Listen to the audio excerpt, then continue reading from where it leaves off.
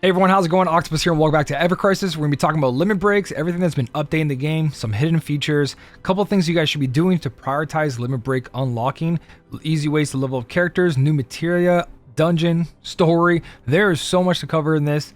It's actually really nice because there hasn't been really much to do besides grinding co-ops, bosses over and over and over and over again. This is in the end of the half-year anniversary. As we progress, we're going to see a lot more things coming up, especially the High Wind ship, which is an introduction to, a lot of people are speculating, a guild system. So let's jump in and let me talk about things that you guys should be doing or just know of. First thing is in the exchange shop under crisis medals. Finally, they added Mithril ore. So according to this, it got restocked. I bought another 30, even though I bought the initial 30 when the first game, or when you first log in and you first make your account.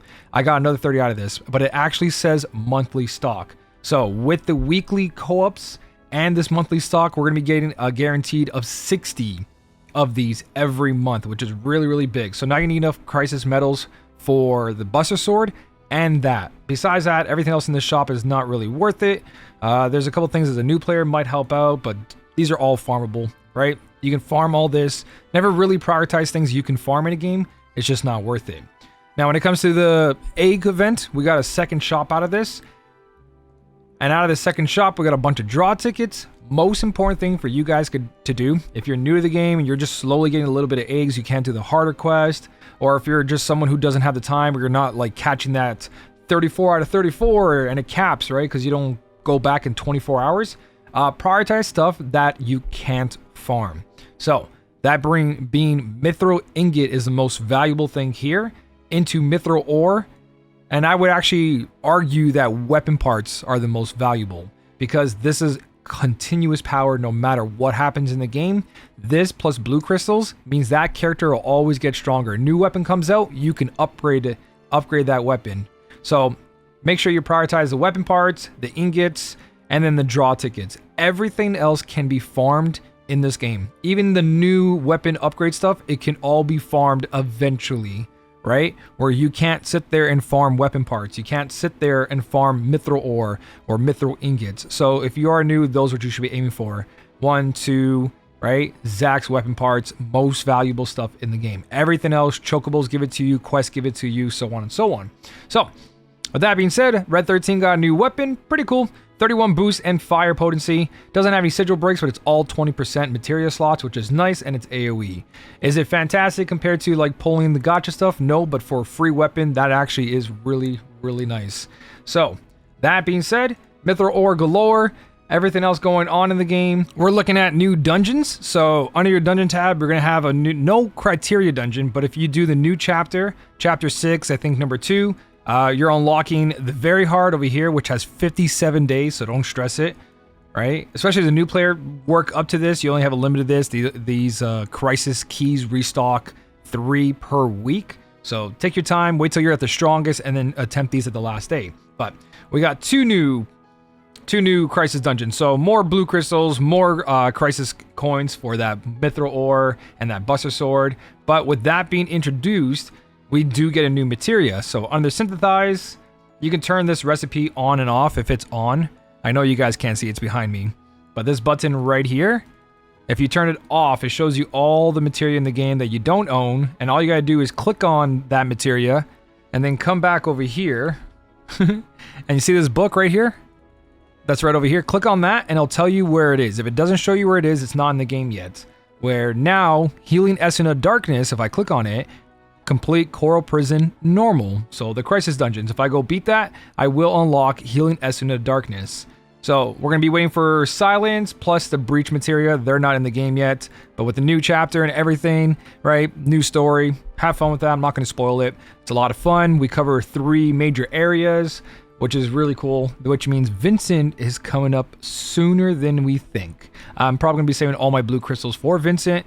That's just personally something I'm doing because my count I feel is strong enough and I don't have to pull on anything, even though I want to.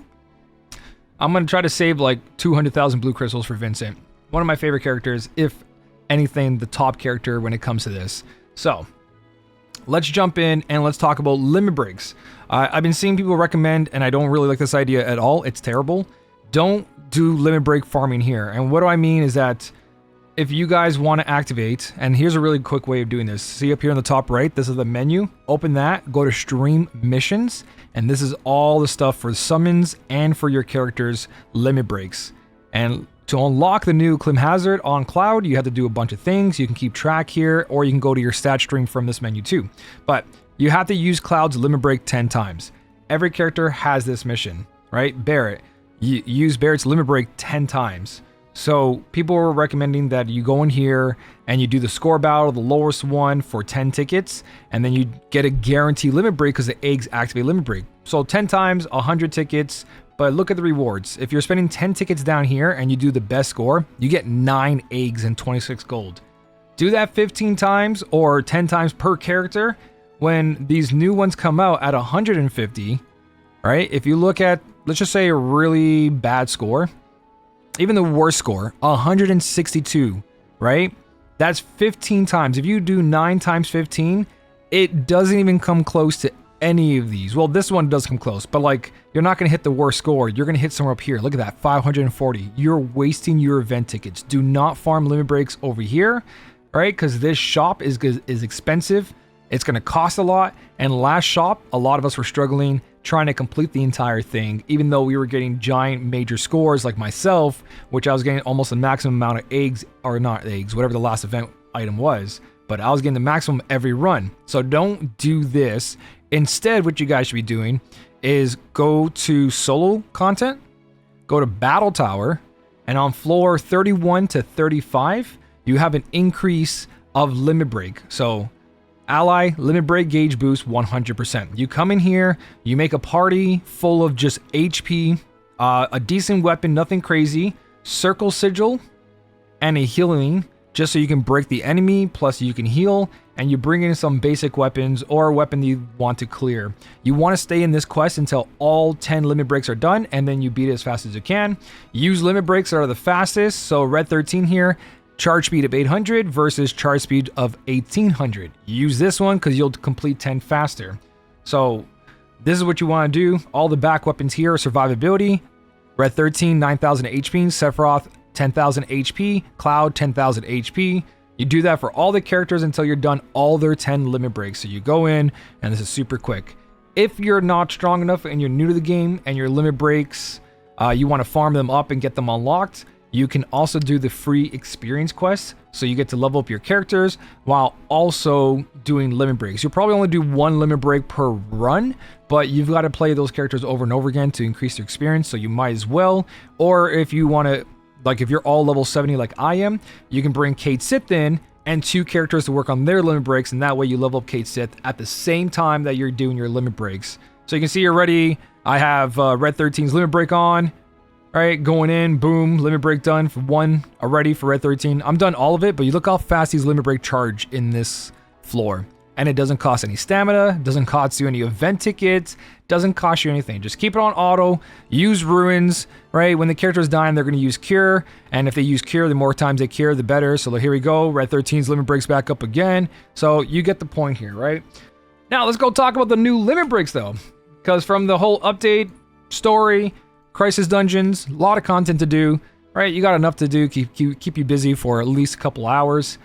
But let's look at all of these. So like I said, while you're doing this, if you lose track, just open up stream missions and be like, oh wait, how many more clouds do I have to do? Okay, oh, it says 8 out of 10. I gotta do 2 more, right? And then once you're completed, you just click on stat stream of that character and you go down and you unlock it. So once you click on the limit break you're doing, you can click unlock if you've done everything. I haven't raised Blade Beam to level 5 yet, so I gotta do that in order to unlock this. One thing I want you guys to keep in mind, here's Kate Sith. I did this mistake yesterday, and I totally forgot, but you can't unlock Moogle Dance unless I level up Toy Box and raise Dice to level 5, right? But I didn't activate Toy Box first, so I can't go through all these missions, and Toy Box consumed 300 stamina with Kate Sith in the party. I can't reselect this for another 9 hours. So choose this one first in order to get this one. Because even if I complete all this, I can't complete Toy Box because I can't unlock it, and I can't put it as my limit break so I get this 300 stamina. It doesn't count unless you activate that limit break. So with that being said, let's switch over to someone like Tifa. Go back to the bottom. You're gonna see a big arrow behind me on your bottom right screen. There's just arrows, you just push them. And here we go, Dolphin Blow. Everything's completed. There's a big obtain button behind me over here, and we're just gonna click obtain. I now got Dolphin Blow. So I'm gonna do this for all the characters. I'm gonna go through them, and then I'm gonna showcase the power difference between Dolphin Blow versus her other ones like Water Kick and Somersault. And we're gonna compare everything and talk about how good or bad these limit breaks are. All right, I'm gonna start off with Cloud. I forgot to show you the animation. It looks really cool. He stabs them and he goes in the air and comes down. But Clim Hazard, if you can see all these limit breaks, I'm gonna show you, kind of speed run through this so the video is not super long. They all have a charge speed of 900, and this is what gives them advantage over the other limit breaks because they're a longer charge speed, right? Cross Slash gives you 3,000 physical / magical non-elemental damage on a single enemy, where Clim Hazard does 1,000 physical, so it's already 2,000 weaker, but then they all have a condition. They're faster, and they're not as strong, but if you end up hitting an enemy for this one, if the enemy is debuffed, you get 2 times damage, so you'll be doing 2,000 physical / magical at 900 speed. So if you do 900 and 900, cast this twice for the one time this comes up, we're actually doing a total 4,000 physical magical damage compared to the 3,000. So even though there's only one level and we can't level it up yet, when we do get to level these up, it's going to become a lot better. But this goes over limit breaks, right? Limit breaks like Sephiroth, sorry, not Sephiroth, Ifrit, Ramu, Shiva, they all do about 2,200 and something, right? Even Bahamut, if I'm not mistaken, at the max level isn't too crazy either. It is really crazy, but when you look at like Sephiroth or something, you're going to see the difference. So if I switch to Bahamut here and I look at he's a charge speed of 4,200 with 4,000%, but for 900 speed, I'm doing 4,000%. This is AoE, and we're going to talk about a character that kind of power creeps that Bahamut. So with that being said, take that into mind that yeah, these don't look good on face value, but when you say 900 to cast at 2,000 damage, it's not that hard to have an enemy debuffed. So when the enemy is debuffed, defense down, attack down, right? Stats, potency, resistance, any of these are knocked down, you end up doing more damage. And that stays true to like every character as you go. Tifa's Dolphin Blow, right? Same thing, times 2 damage when enemy is debuffed. So you're going through all these and they have really cool animations. Barrett's is the same idea, satellite beam, but this one's AoE. So 900 speed, quick limit breaks. It does 2.5 AoE. So 800% times 2.5, right? We're going to 2,000 AoE damage on everyone, which is nice, but you have to be below 80% HP, which isn't hard. The enemy's going to try to kill you. Aerith has probably one of the best ones, and it's going to come up really clutch in a lot of things. It has a cleanse for physical defense down and magic defense down on yourself, while also applying a heal. Healing Wind has a regen if over here with a full cast of heal, very powerful, where this heal is only 63%, right? But this is going to come in clutch while also applying a heal. So I really like hers. Red 13 gets another one. And his is like great utility. It's not as fast as Sledfang at 800. It's at 1200. It's Stardust, one of my favorite rebirth moves right now. But it deals 400% damage. It's not there for that. What it ends up doing is lowering physical attack up and magic attack up is removed. And now this just means like you don't do 1 tier, 2 tier, 3 tier. Whatever buff they can have times 100 buff on. He just removes it. So the Bahamut and Ifrit fights, right? They can be a ×6, ×5, whatever they want. Stardust, boom. You don't have to worry about that. You don't have to bring in Debrave. You don't have to bring in special gloves. You don't have to deal with that anymore with Red 13 on the team. And he's got a really good regen plus magic defense up, right? He's got a lot of utility. So this limit break is incredible on him, right? Then as we go through, characters do have special effects, but most of it is just big damage. All enemies ×2 if it's a single target. So AoE 800%, single target 1600, right? Then you've got stuff like Kate Sith, we talked about in the Polar Skip video. His dice one is strength per dice is just how much damage it's going to do. So 500% and then it multiplies the better the rolls get. So increases strength per dice roll times 6. So I've seen him do 1,000 damage to 6,000 damage, and he's only at level 40 right now with no weapon maxed out. So that's like the range I've been seeing, 1,000 to 6,000 and something. Then we got Toy Box, which increases physical defense or decreases on the enemy, physical defense and magic defense. So big AoE, and then we got physical attack and magic attack increase mid-tier, which is 2 times the buff for all your party members while applying a small amount of heal. Really good character for that. His limit breaks are quick, 800 speed, and they're very, very valuable as well. Zach gets a cool Apocalypse, I believe it was called, right? Where it's an AoE or single target. So AoE 800%, single target times 2 damage. So again, 800% turns to 1600%. And as we go through, this is the Bahamut killer, where Sephiroth would probably now rather use this. So deals 1,000 physical magic damage, right? Single enemy. Also, when the enemy's buffed with stats, potency, resistance, you get 2 times damage. So for 1,000 speed, you get 2,000 damage. And the other Bahamut one, what was it, like 4,000 speed?